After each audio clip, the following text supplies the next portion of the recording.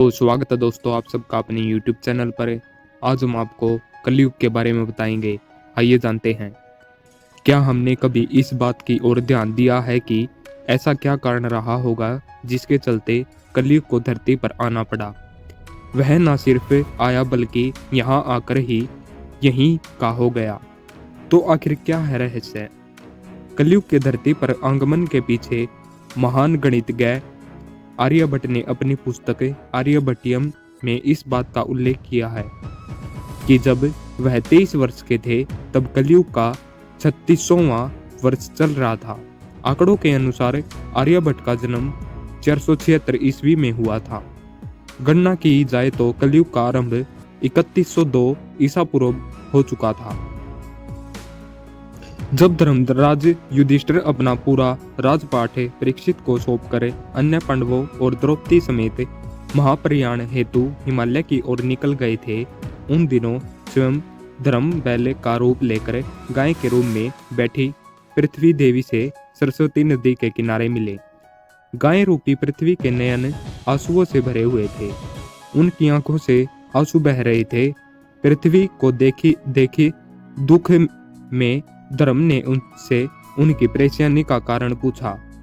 धर्म ने कहा, देवी तुम ये देखकर तो नहीं रो रही हो कि मेरे बस एक ही पैर है, या तुम इस बात से दुखी हो कि अब तुम्हारे ऊपर बुरी ताकतों का शासन होगा। इस सवाल पर पृथ्वी देवी बोली, हे धर्म तुम तो सब कुछ जानते हो, ऐसे में मेरे दुख का कारण पूछने से क्या लाभ। सत्य, संतोष, शास्त्र विचार, ज्ञान, कौशल, स्वतंत्रता, कोमलता, धैर्यता आदि गुणों के स्वामी भगवान श्री कृष्ण के सब धाम जाने की वजह से कलयुग ने मुझे कब्जा कर लिया है। पहले भगवान श्री कृष्ण के चरण मुझ पर पड़ते थे, जिसकी वजह से खुद को सौभाग्यशाली मानती थी, परंतु अब ऐसा नहीं है। अब मेरे सौभाग्य समाप्त हो गया है। धर्म और पृथ्वी आपस में बात कर ही रहे थे। इतने में ही असुर रूपी कलयुग वहां आ पहुंचा और बैल और गाय रूपी धर्म और पृथ्वी को मारने लगा। राजा परीक्षित वहां से गुजर रहे थे। जब उन्होंने यह दृश्य अपनी आंखों से देखा तो कलयुग पर बहुत क्रोधित हुए। अपने धनुष पर बाण रखते हुए राजा परीक्षित ने कलयुग से कहा, दुष्ट पापी तू कौन है? इन निरीह गाय को क्यों परेशान कर रहा है? फिर राजा परीक्षित ने दोबारा कहा कि तू महान अपराधी है, तेरा अपराध क्षमा नहीं है, तेरा वध निश्चित है। राजा परीक्षित ने बैल के स्वरूप में धर्म और गाय के स्वरूप में पृथ्वी देवी को पहचान लिया। परीक्षित राजा ने उनसे कहा कि वृषभ आप धर्म के मर्म को भली भांति जानते हैं, इसलिए आप किसी के विषय में गलत ना कहते हुए अपने ऊपर अत्याचार करने वालों का नाम भी नहीं बता रहे हैं। हे धर्म, सतयुग में आपके तप, पवित्रता, दया और सत्य 4 चरण थे।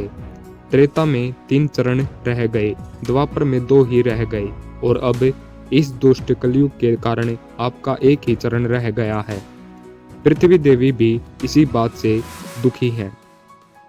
इतना कहते ही राजा परीक्षित ने अपनी तलवार निकाली और कलयुग को मारने लगे।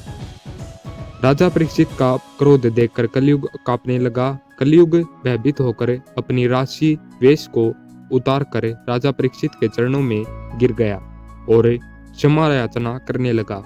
राजा परीक्षित ने शरण में आए हुए कलयुग को मारना उचित न समझा और उससे कहा, कलयुग तू मेरे शरण में आ गया है, इसलिए मैं तुझे जीवन दान दे रहा हूँ, किंतु अधर्म, पाप, झूठ, चोरी, कपट, दृढ़ता आदि अनेक अपराधों का मूल कारण केवल तू ही है। तू मेरे राज्य से अभी निकल जा और फिर कभी लौटकर मत आना। परीक्षित की बात को सुनकर कलयुग ने कहा कि पूरी पृथ्वी पर आपका निवास है। पृथ्वी पर ऐसा कोई भी स्थान नहीं है जहाँ आपका राज्य ना हो।